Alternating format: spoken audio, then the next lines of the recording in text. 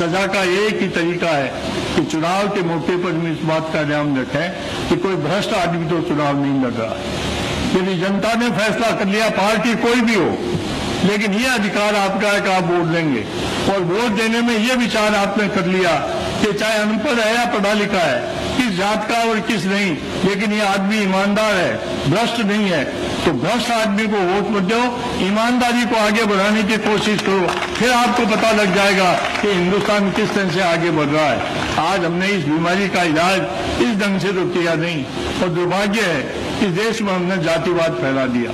मैं हूं राजपूत, तो लोग कहेंगे कि राजपूत का वोट भैरू सिंह को पड़ना चाहिए। जाति के हिसाब से सोच रहे हैं, ये बहुत बड़ा संघर्ष है और देश के लिए घातक है और जातियों के लिए घातक है।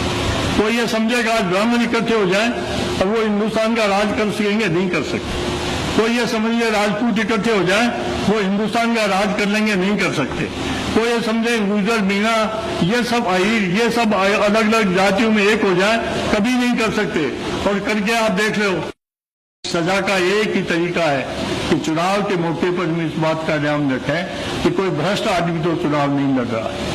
यदि जनता ने फैसला कर लिया, पार्टी कोई भी हो, लेकिन ये अधिकार आपका है कि आप वोट देंगे, और वोट देने में ये विचार आपने कर लिया कि चाहे अनपढ़ है या पढ़ा लिखा है, किस जात का और किस नहीं, लेकिन ये आदमी ईमानदार है, भ्रष्ट नहीं है, तो भ्रष्ट आदमी को वोट मत दो, ईमानदारी को आगे बढ़ाने की कोशिश करो, फिर आपको पता लग जाएगा कि हिंदुस्तान किस तरह से आगे बढ़ रहा है। आज हमने इस बीमारी का इलाज इस ढंग से तो किया नहीं, और दुर्भाग्य है कि देश में हमने जातिवाद फैला दिया।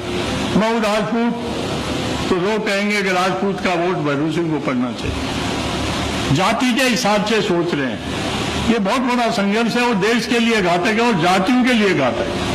कोई ये समझेगा आज ब्राह्मण इकट्ठे हो जाए और वो हिंदुस्तान का राज कर सकेंगे, नहीं कर सकते। कोई ये समझ ले राजपूत इकट्ठे हो जाए वो हिंदुस्तान का राज कर लेंगे, नहीं कर सकते। कोई ये समझे गुजर मीना ये सब अहीर ये सब अलग अलग जातियों में एक हो जाए, कभी नहीं कर सकते। और करके आप देख लो, सजा का एक ही तरीका है कि चुनाव के मौके पर हम इस बात का ध्यान रखें कि कोई भ्रष्ट आदमी तो चुनाव नहीं लड़ रहा है।